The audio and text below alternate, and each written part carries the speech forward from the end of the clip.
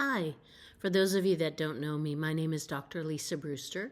I am a communication professor at Miramar College, and I have been teaching in the district since 1999. And actually, when online learning was first introduced in the early 2000s, I jumped on board and taught hybrid classes. So today I want to tell you my collective experience for the last 27 years and what it means to engage students in a class, specifically an online class. So I want to start off with something I think each of us knows and we're really comfortable with, and that is that engagement matters. Engagement, both the professor and the student engagement, directly impacts whether the students stay, whether they learn, and if they succeed. When students are actively involved, as the instructor, you know this, they're more likely to understand the content, they feel connected to both you and their classmates, and they persist and oftentimes exceed. The funniest for me is I'll be walking around on campus at Miramar and I'll see students who will come up and say, Dr. Lisa, Dr. Lisa. And I always laugh. They're in my online class, but yet they feel like they know me through my little videos. You see how I put cameos in there in my PowerPoints, through my messages to them, through my announcements, and many other things. So you can actually still create that environment in an online class. Now, the very first thing that my students always comment to me about is the way that my Canvas shell looks. So what they're looking at is a home page. Now, I know that you guys are seeing it kind of side by side, and I've taken 4 screenshots to make it fit. But the reality is this is just one long running page, and it's my syllabus page. And a long time ago, I realized that many students, their number one thing that they are worried about is missing a deadline, especially online students. So when I made my syllabus page the home page, and I put all the information on there, you'll see underneath it says course summary, right where my head is right now, and you can see all the content and all the links. Even though those links don't work unless they go through the course module, for many of them, it is a comforting fact that they know where they can find what is due and when it is due. So how you engage your students comes down to how do you organize your class. Now, in this short presentation, I have 2 outcomes for you. I want you to understand how to design a series of low-stakes scaffolding assignments that encourage the students to apply the course content on their own experiences, and I'll explain all of that in a little bit. And the second thing is I want you to be able to explain how intentional application-based activities can actually enhance engagement, foster a sense of community, and create a humanized online class. So instructors create engagement by designing interactive, meaningful learning experiences. But I highlighted the next part, like short, low-stake assignments. So one of the things I learned very early on in online learning is if you make something worth 0, you get 0 effort. So I may make something worth 5 or 10 points. It's not a whole lot, but it's enough to feel like they have some stake in the game.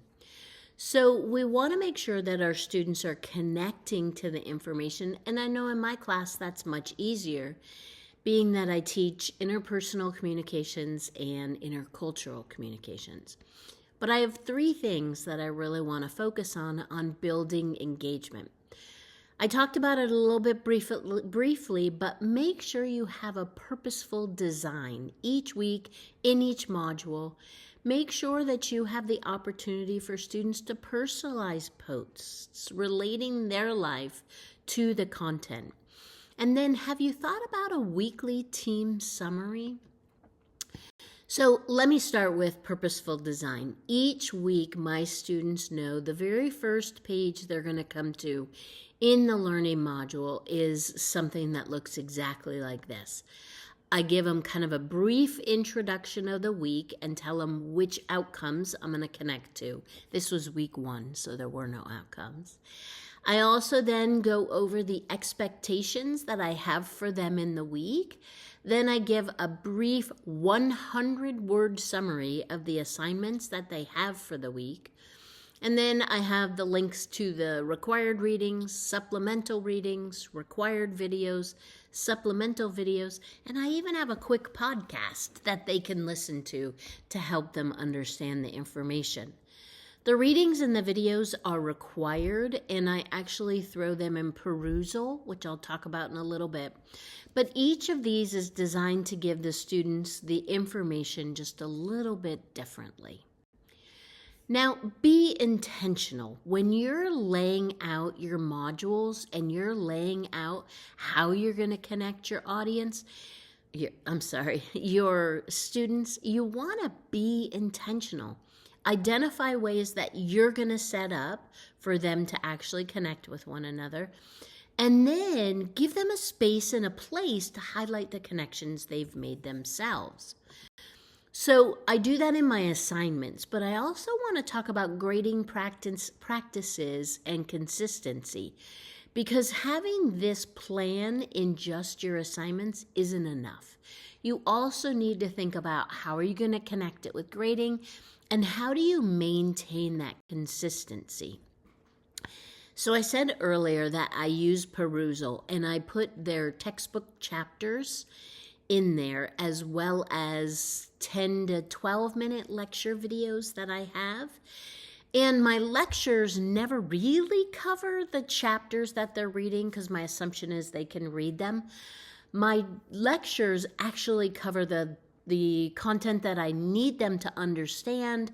I'll push the content forward a little bit, or sometimes it's just kind of a different perspective and asking them to look at it a little bit differently. Perusal has been the biggest way to create that community, because they have to respond. They have to input 3 comments of their own, and then they have to respond to 2 other comments. They right away, like day 1, start to get used to connecting with one another. I also have content application posts, and those are pretty much all or nothing. They're only worth 10 points, and I'll show you an example. But for me, that's a separate way for them to kind of think about the content in their own lives, apply it in their own lives. So when they do the discussion board post, they actually already have some examples. Each section of a chapter, I have students sign up to do a chapter summary, and they have to do an infographic or a flyer, and they have to do a 1 to 2 minute video kind of summarizing the chapter. And I do this again to build community, right? They look to one another, and it's funny because I'll actually see they ask questions of each other. Hey, I was reading this, and even though it's on Perusal, they'll post it in the discussion board and say, I saw that you had the chapter summary. Did you understand this? Can you help me with this? And so it's kind of cool to see how a simple assignment they tell me it takes about a half an hour to do in addition to reading. A simple assignment can actually help so many. And then I have work-based learning, and all of these are graded and they have consistent deadlines. So it's not all over the place, right? Perusals every Wednesday night at 11:59. Content applications are on Saturday. Chapter summary, you only have to do 1 during the semester, and you've signed up for it. So I've put it in your kind of portfolio of when it's due. And work-based learning is kind of thrown throughout. But all these purposeful assignments are actually designed to engage students in the content and with each other, and then also with the content in their career. So I wanted to share these because these are 2 examples, and trust me, these were the first 2 I found. I could have shared a lot more because my students take a lot of pride in these activities. So the How Others See Me is actually one of their assignments that they did early on in the semester in the spring, where they were asked to take the content that we were covering in the chapter, which is how approachable are you? How do you communicate with others? What's the perception they have of you? And then just kind of ask 3 people and design something that lets us know how other people see you and what you learned from this. And they're so creative when I just give them written instructions and say, make it visually appealing for me. On the right-hand side, understanding perception is actually a chapter summary. And so this is one person read a section. And I said it's not a whole chapter, it's a segment of a chapter. So it's only a couple of pages. And they summarize it, and then they have a video. And students thoroughly enjoy this. Now, I also use work-based learning to get them engaged because I want them to see how this class isn't just a GE you have to take, but it's actually connecting to your real life. Now, require students through assignments that are going to force them to make the content relatable, but also highlight connections. So I have a team summary that they have to do, and it's AI generated. I tell them take 3 or 4, however group members you have, and I pre-assign those earlier in the semester. Put their posts 1 week into ChatGPT, and then create a summary. And then in the end, I want you to say, what did you learn from doing this? This is kind of the easiest way to connect them, because if they don't understand what someone meant, they're forced to go back and ask the other person.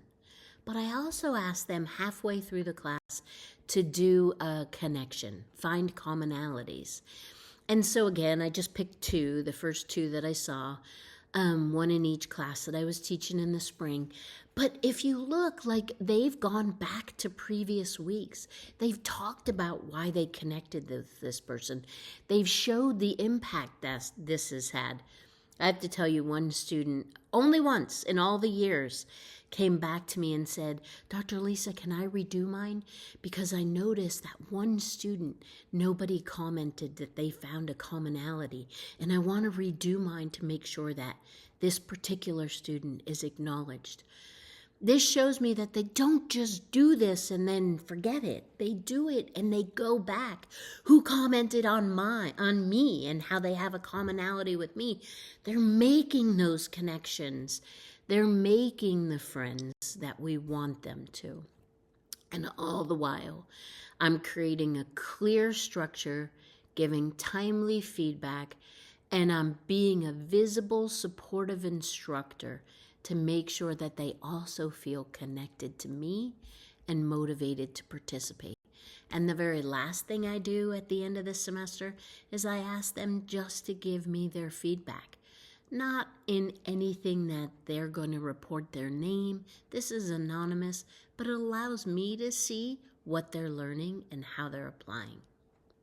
I hope you learned something. If you have any questions, don't hesitate to reach out. Dr. Lisa Brewster. Have a great day.